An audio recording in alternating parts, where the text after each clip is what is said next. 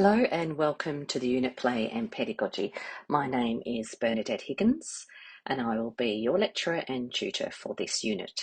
I look forward to meeting everyone in the tutorial on Friday.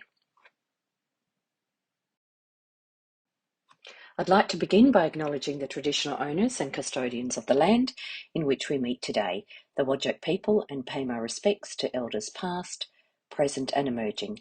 I respect their cultural beliefs and their spiritual relationship with their country and recognise that these are still important to Whadjuk people today. Let's look at the course outcomes and expectations. You'll need to be able to demonstrate an understanding of what play is and its place within the early childhood setting, use knowledge of learning theories and play stages to design quality play-based curriculum, interpret and evaluate an observation of children learning through play, select and apply skills in planning for play-based learning, including the use of questioning techniques and collaborative strategies.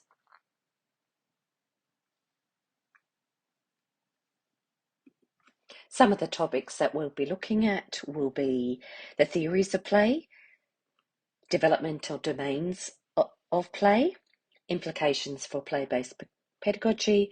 We'll look at the Australian curriculum and play, the early years framework and play, applying our learning to a pedagogical approach, and lots of other topics as well.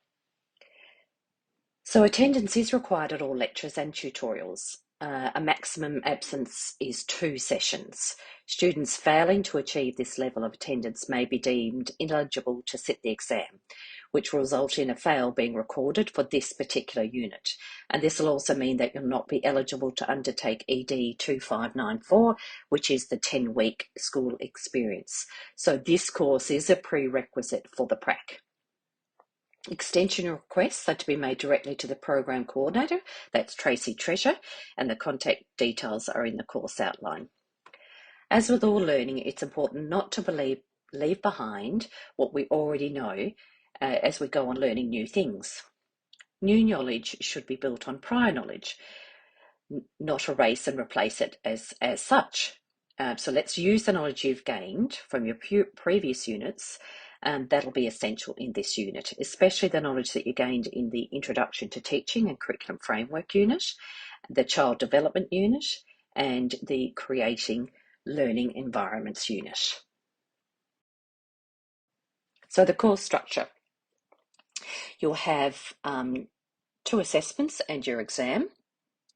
So the assessment 1 is there are 3 small vignettes to choose from. You'll see these on Learn It, and you only need to choose 1. So you're going to be analysing it and interpreting a play episode. Assessment 2, due week 8, Friday 25th of March. It's actually planning for a play episode, and then you will be let know when your exam is. So, what is play? Let's take a minute or 2 to think about and jot down a few words about what play means to you. What do you think of when you hear the word play? What thoughts might come to mind? Make a list of 5 words. You might like to pause the video here. We'll be discussing these 5 words in our choose later on.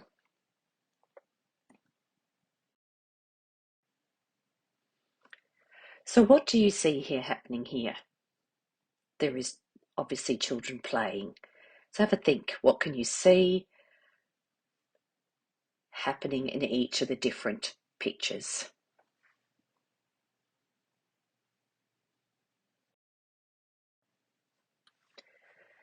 So the textbook will tell you that play is symbolic. It involves elements of make-believe.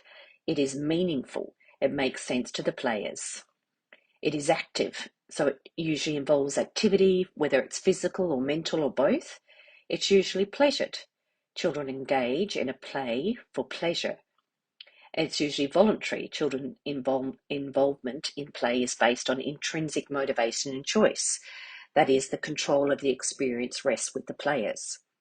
It's rule-governed, when rules are negotiated in the context of the play rather than externally imposed. Children can retain the control of the play. It can be episodic. Children's play has a beginning, a middle, and an end. So when you have a look at it, it's freely chosen, enjoyable, pleasant, and satisfying. Understanding of play within an educational context continue to change as research provides us with information of what might constitute best practice in the early years. Over the years, play has been interpreted as all of these things. Some people view play as being a bit of, a free-for-all and anything goes. Others believe that instructing a child to complete a task is play, and others may argue that setting up play experiences calls for a bit of both. What isn't argued is the value of play, regardless how the word is lived out in action. Play has always been viewed as beneficial to the learning and development of the child. Froebel, who initiated the kindergarten movement, was a big advocate of play. Froebel believed in the value of play as a way in which children learn. Froebel believed in children's innate ability to be curious and to investigate and to play and find things out. So, these are some of the questions that you need to consider. What do you understand about play? Do you value play? Could you defend play in your early childhood classroom? What do curriculum documents and frameworks have to say about play? These are the questions that you need to consider. As educators in early childhood classrooms or centres, we must be able to articulate about play.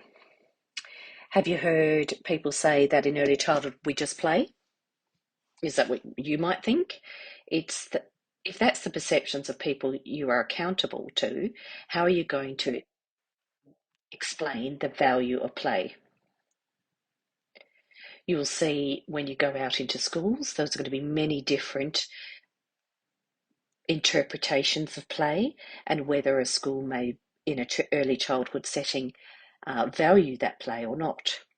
And first of all, as educators, we need to be on the same page. You have to be able to give the same message, and curriculum documents will help you with this. So, why play, and what do children learn through play? We will discuss this further in this week's tutorial.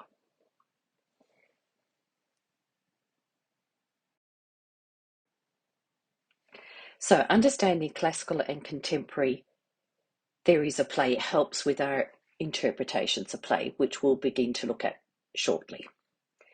So there are many theoretical explanations of play. Play can be traced back to the Greek and Roman times. Classical theories derive from the late 19th century, and they seek to describe and philosophize about play. Surplus energy. This theory of play believes that play is used to blow off steam. That is just about using up our leftover energy. Play, therefore, is not essential for development and really doesn't serve a sense of purpose. This theory does not explain why people with little energy still play. So it's used in schools for school-age children. Watch them before recess and lunchtime. So recreation. Well, that'd be the opposite of the surplus theory. Recreation theory views play as therapeutic. It restores energy by allowing us to do something we enjoy. It's not work. We play because we need to relax from the stresses of our daily life. But some people don't lead stressful lives, and play can be just as exhausting as work. It can also be competitive and stressful. The next one we look at is instinct practice. This theory suggests that play is inherited and that children will engage in behaviours and activities instinctively. Play as a preparation for later life, which has been widely criticised as it doesn't value play as and of itself. Children may practice what they see adults do, but they cannot know what will occur in the future. A contribution of this theory is the focus on the link between play and cognitive development. Recapitulation. This play, children relive the history of the species, and it relates play to instinct. For example, play fighting, rough and tumble play, hide and seek, chasing and shooting and throwing games.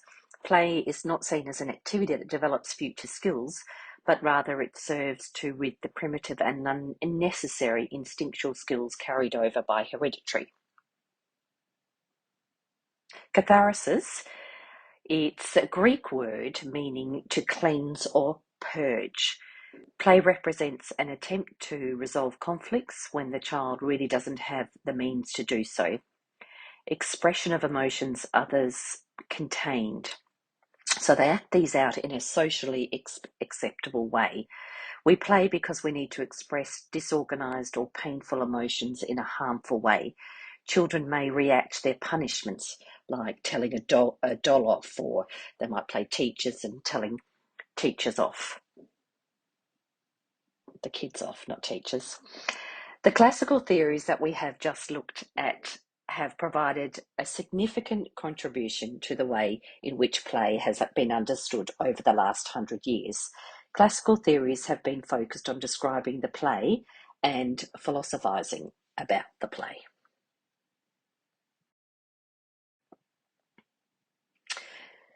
So basically we have some more contemporaries of play, theories of play. Theories generated after 1920 have been described as the contemporary theories of play. Contemporary theories are more concerned with the role of play alongside development and how these developments are connected. It's important to have understanding of the classical theories when looking into contemporary thoughts.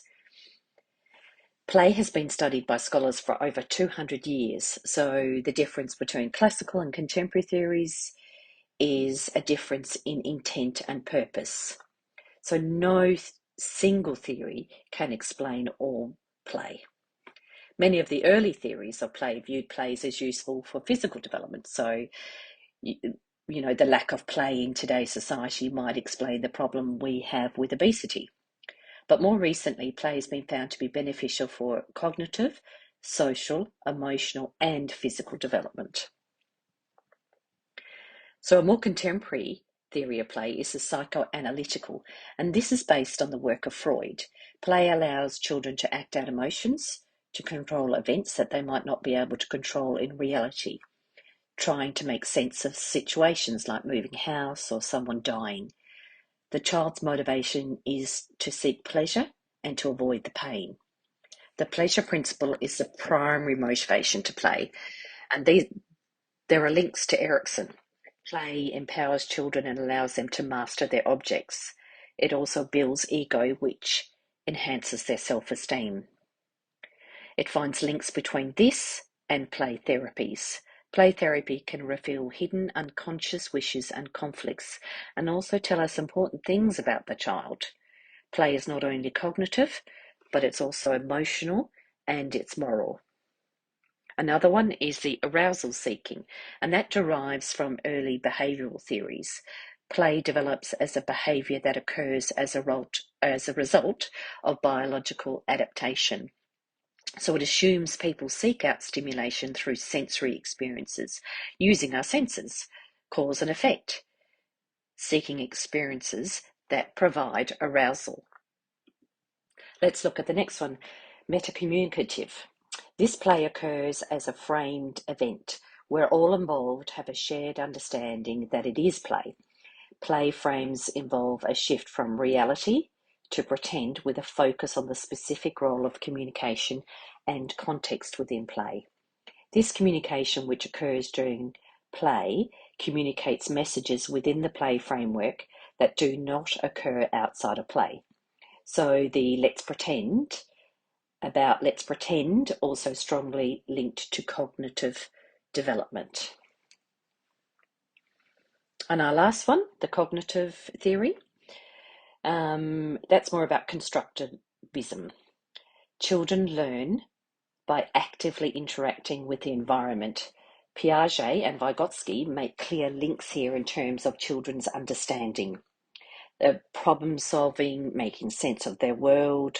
Piaget believed that play was for pleasure, and while it allows children to practice things they'd previously learned, it did not necessarily result in new learning.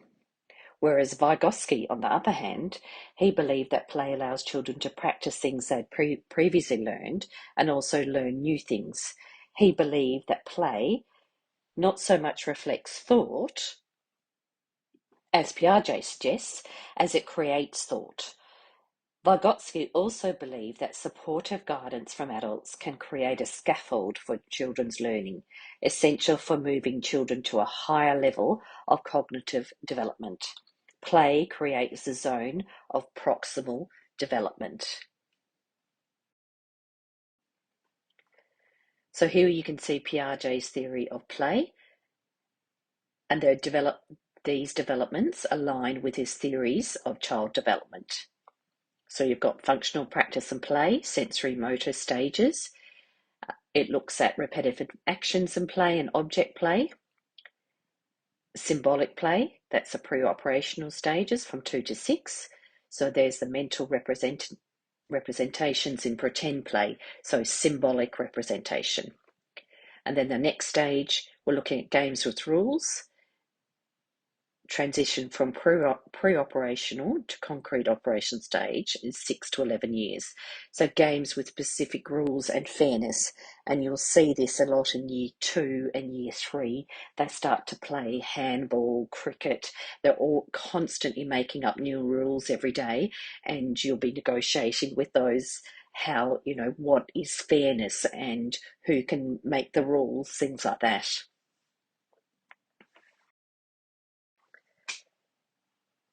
So socio-cultural theory and play. So you have a look at Vygotsky. Vygotsky. He was the socio-cultural constructivist, social learning theory, role of language in learning. He did private speech, and he talked about the zone of proximal development.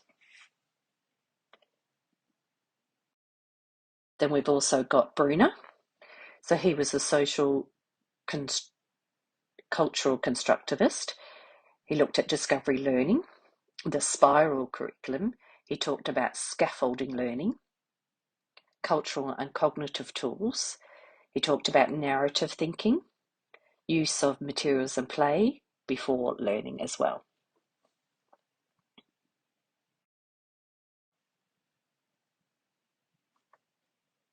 So Parton developed the social categories of play.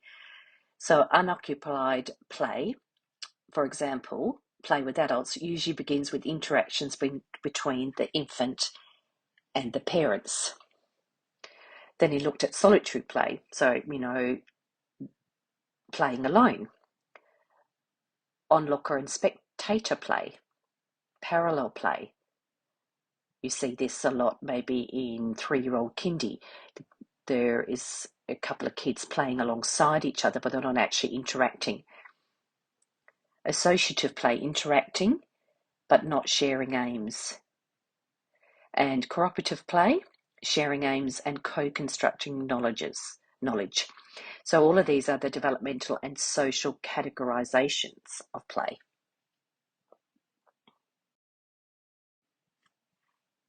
So there are many different types of play, and children can be involved in more than one type at any time. For example, children often pretend they are mothers. That's the socio-dramatic play. When they're constructing sandcakes in the sandpit. You can see there's 16 types of play. There's an evolutionary play perspective, and it's usually used by educators to identify types of play children engage in. Play comes in different types and contexts, and it affects and is affected by each area of development. So the physical, the cognitive, creative, social, emotional, and linguistic. So children really need different types of play to fully develop the brain and the body. Play with small items helps children improve their fine motor control and small muscles, while whole body play builds large muscles and bones. Building or creating something using natural or manufactured materials, that's a construction play, provides an opportunity to practice cognitive skills and work on fine motor skills, hand-eye coordination, and basic engineering skills. While children may show preferences for one type of play, it's really important that they experience a variety of play types to support their learning development.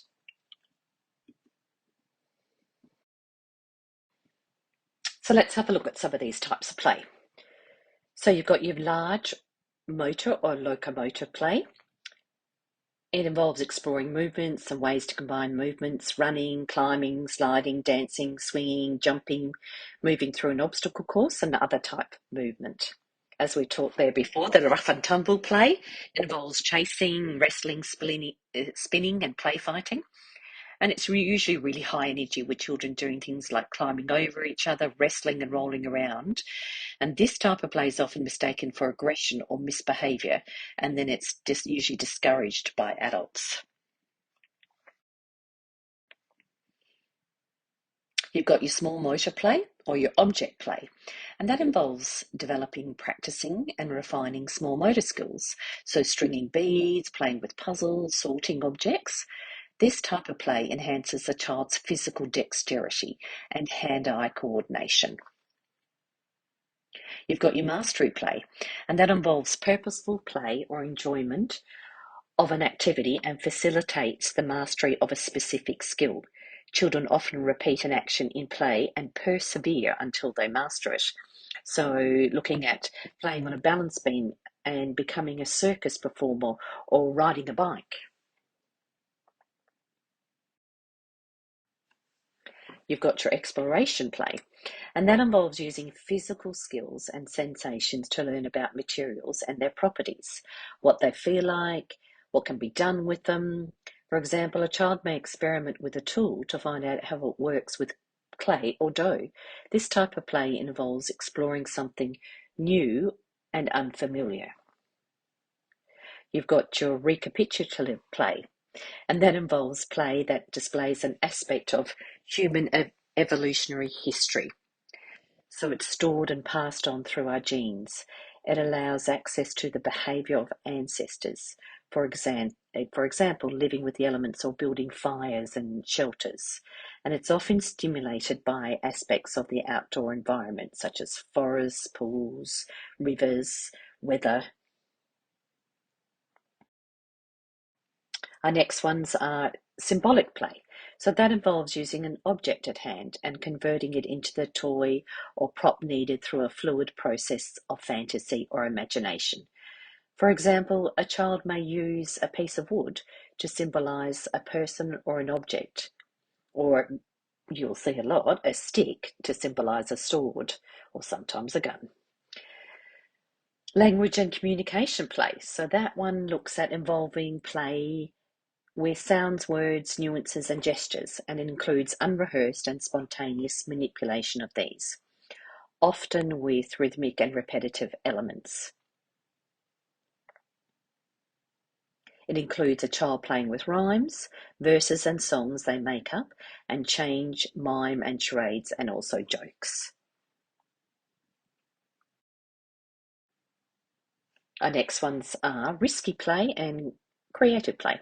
So risky play is a natural part of children's play, and it's defined as a thrilling and exciting activity that involves a risk or a physical injury, and play that provides opportunities for challenge, testing limits, exploring boundaries, and learning about injury and risk.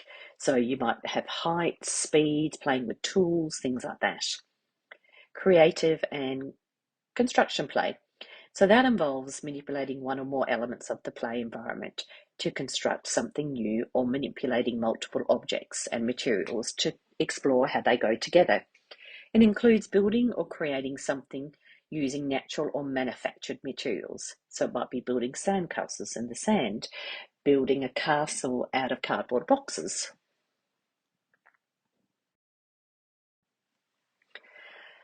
Our next ones are social play and socio-dramatic play. So social play it involves play during which the rules and criteria for social engagement and interaction can be revealed and explored and amended. The play is structured, meaning there are rules to follow. So, for example, games making something together, and it may incorporate elements of pretend or imagination. Socio-dramatic play, so that's more kind of intense real life events. So it involves reenacting and enacting real and potential experience of an intense personal, social, domestic, or interpersonal nature. So it might be going to the shops.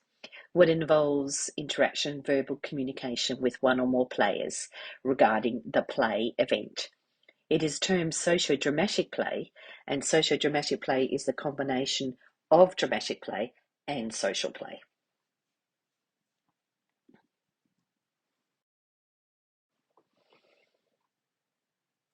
Let's look at these ones. So, dramatic play, it involves reenacting everyday activities or situations that the child has observed. For example, a young child may gently rock a doll while feeding it with a bottle. Dramatic play is sometimes referred to as pretend play or make-believe play. There's fantasy play, and involves using an object at hand and converting it into the toy or the prop needed as fluid through, sorry, I'll start that again. Involves using an object at hand and converting it into the toy or prop needed through a fluid process of fantasy or imagination. So, for example, a child may use a piece of wood to symbolize a person or an object, a stick to symbolize a sword, the make-believe play. And our last two types of play, fantasy play. It involves fantasy and imagination. It's that make-believe play. It might be fairies and goblins and things like that. And we've got role play, and it involves exploring the ways of being, although not normally an intense personal, social, and domestic, or of intense personal, social, domestic, or interpersonal nature. For example, a child may sweep with a broom or drive a car during play. So, knowing and watching for the broad types of play helps educators to understand how children play and what their play looks like. These types of play also help educators to understand the play of children and consider whether they're providing adequate opportunity and materials for all of these types of play.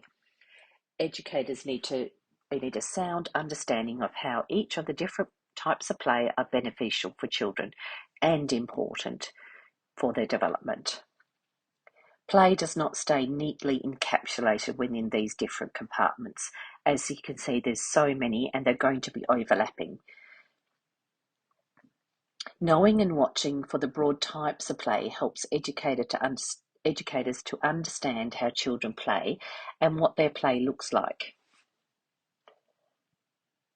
So, for example, children may engage in construction play if educators provide things such as large boxes, recycled materials and junk, large blocks, pieces of fabric, small tiles, lengths of ribbon, planks of wood, pieces of vinyl, sheets, milk crates, bales of hay, and lengths of bamboo or dowel.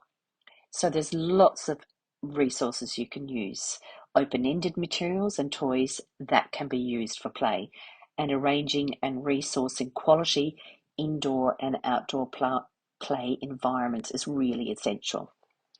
Many of the most useful play props are not expensive, and they can be found in the natural environment or recycled from homes and businesses. Play props, resources and materials should reflect a variety of backgrounds, cultures, abilities, genders, and family structures. As children's safety is always a priority, it's also important to keep this in mind when you choose those resources.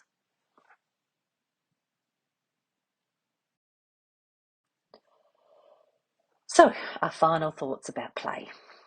Your personal views about play and your knowledge about child development and learning will influence the quality of the play environments and experiences you provide for children and will ultimately impact how and what children learn in your care. It will affect the quality of the provisions made for play.